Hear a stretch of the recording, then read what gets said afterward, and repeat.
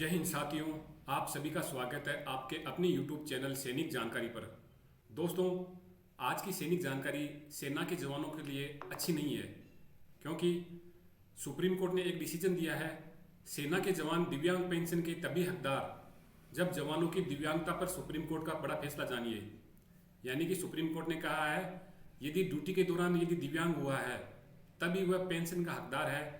बाकी यदि छुट्टी के दौरान या यदि घर पर एक्सीडेंट होता है या कुछ भी प्रॉब्लम होती है तो वह पेंशन का हकदार नहीं है।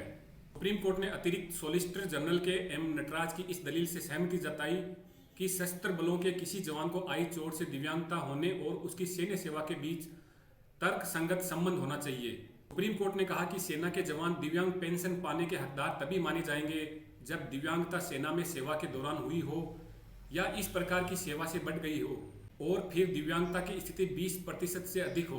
न्यायमूर्ति अभय एस ओक और न्यायमूर्ति एम एम सुंदरेश की पीठ केंद्र सरकार की ओर से दाखिल याचिका पर सुनवाई कर रही थी, जिसमें सशस्त्र बल न्यायाधिकरण की ओर से सेना के जवान को दिव्यांग पेंशन दिए जाने के आदेश को चुनौती दी गई थी।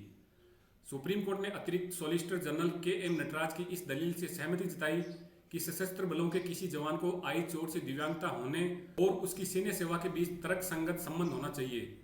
पीठ ने कहा, जब तक दिव्यांगता सैन्य सेवा से जुड़ी न हो या उसके कारण बढ़ी न हो और 20% से अधिक न हो, तब तक दिव्यांग पेंशन की पात्रता पैदा नहीं होती।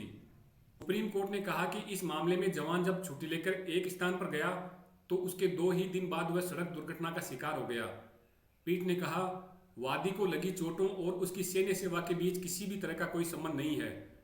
न्यायाधिकरण ने इस पहलू की पूरी तरह से अनदेखी की है, जो मामले की जड़ है, इसलिए वादी दिव्यांग पेंशन पाने का हकदार नहीं है।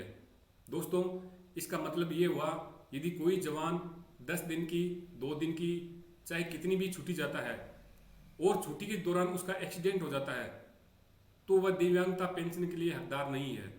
ये सुप्रीम कोर्ट का फैसला आया है। यदि कोई टीडी जाता है और सेना के काम से जाता है तब ही उसको दिव्यांग पेंशन मिलेगी। तो दोस्तों, आपको ये जानकारी कैसी लगी? यदि जानकारी अच्छी लगे तो सैनिक जानकारी चैनल को ज़्यादा से ज़्यादा दोस्तों में शेयर करें, सब्सक्राइब करवाएं, लाइक करें और कमेंट करें। एक बार फिर मिलेंगे नई सैनिक जानकारी के साथ। तब तक देखते रहिए सैनिक जानकारी यूट्यूब चैनल। जय हिंद।